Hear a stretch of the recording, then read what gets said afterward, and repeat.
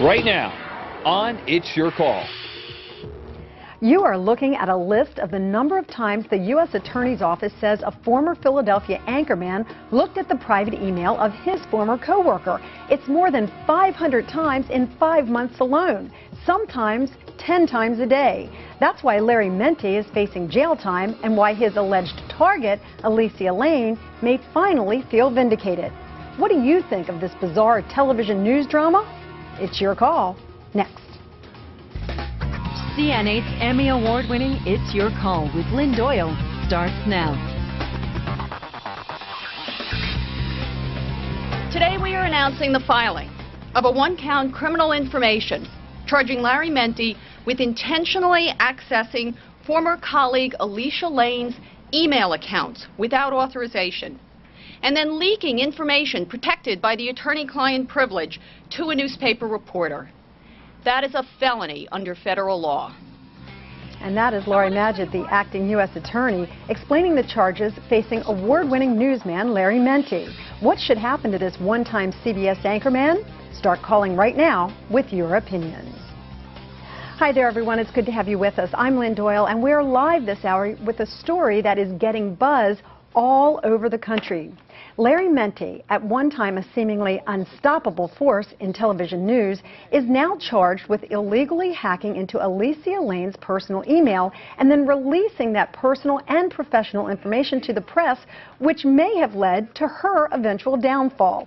It is a story that at first intrigued viewers locally, but it is now one that is making headlines all across the country. It's like television news's answer to daytime soap operas.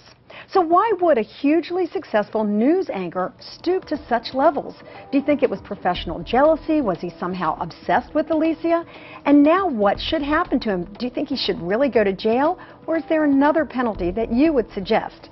And finally, has the victim in this alleged crime, Alicia Lane, now been vindicated in your opinion? If you want to tell us what you think, telephone lines are open. We are live. You can give us a call. It is toll free from wherever you are watching all over the country. You can also email us or take our web poll at cna.tv. You can also send me an It's Your Call electronic message. Gets your view on the air right away if it's 60 characters or less.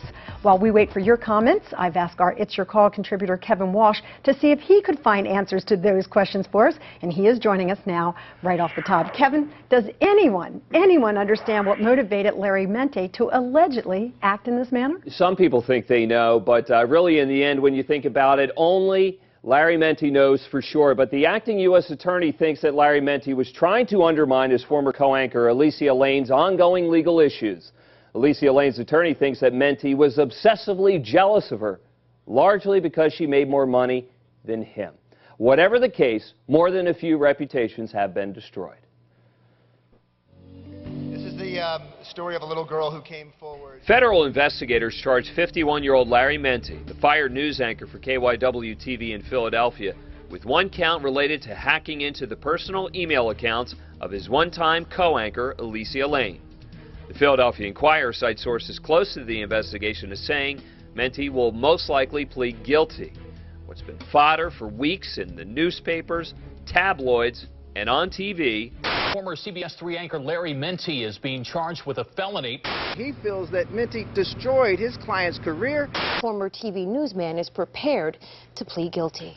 Is now a full-fledged criminal investigation. Lane's email account was accessed from the defendant's home, from the television station where he worked, and from other locations. If you look at our charging document, you will see that many of the intrusions took place just minutes apart, sometimes as many as a dozen times a day. We looked at the charging document, and there's a clear connection to what acting U.S. Attorney Larry Mendte just said. What's more, Mendte suggested the alleged electronic snooping of Alicia Lane wasn't just for Larry Mente's curiosity, but also to share with others in bigger forums, namely newspapers. This case is about much more than just taking a peek or two at a colleague's email. There is something greater at stake here. Indeed, there is, and it extends beyond the criminal court. Damages. If Alicia Lane's attorney can prove the criminal accusations against Larry Mendte contributed to the demise of her career, it's ammunition for a lawsuit against her former station related to wrongful termination. That process is already underway. Larry Mente's attorney turned down an offer by us to appear on the show tonight or to sit down and have an interview with me, but he did release this statement. This comes from Michael A. Schwartz. The information that was filed yesterday should not come as a surprise to anyone. As we continually have said from day one, Larry has been cooperating fully with the investigators. He continues to cooperate and will accept full responsibility for his actions. Lynn. And of course, if he does, in fact, assume complete responsibility there, Kevin, what kind of jail time, if any, is he really facing? Well, it really depends. Keep in mind that he is cooperating. He could face anywhere, at least if you take the information that came out of the press conference yesterday, it could be up to 6 months. But keep in mind the cooperative nature that Larry Mendte and his attorney have employed here. They have challenged very little and say they will continue to cooperate. Usually judges and prosecutors look favorably on that. Probation, that might be a realistic option. In fact, that's what his attorney told other media outlets that he is hopeful for.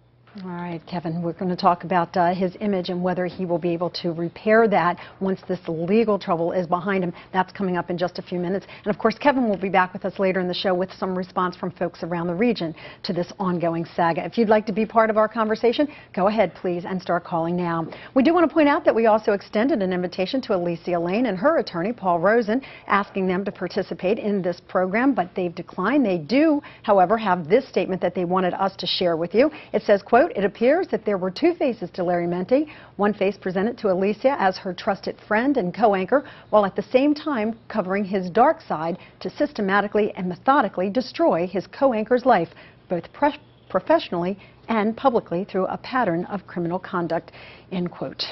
With that said, now let's find out what our guests have to say about all of this as we wait for your calls. Joining us from Los Angeles is Tim O'Brien. He is the president and CEO of the Personal Branding Group. He is also the author of The Power of Personal Branding, Creating Celebrity Status with Your Target Audience. Here in the studio with us, Suzanne LaFranchi, who is a media expert and a professor of crisis and media at the Wharton School of the University of Pennsylvania. And if this isn't a crisis, I don't know what is. Danny Savalas is with us. He is a criminal and civil attorney practicing in Philadelphia. And rounding out the panel is Robin Bond, an employment attorney and founder of her own employment law firm. It's called Transition Strategies. It's located in Wayne, Pennsylvania. Everybody, thanks so much for being with us. I'm going to turn once again to my friend Suzanne because, man, this is a terrible situation all the way around. You have to feel, certainly for Alicia Lane being the target of this, but there's people who knew Larry Mendte feel bad that he's found himself in this situation as well. And you know, the thing I want to talk about too, Lynn, is CBS and their inability to respond to a crisis. As you said, you know, Browning LaFranchi, we teach crisis communication.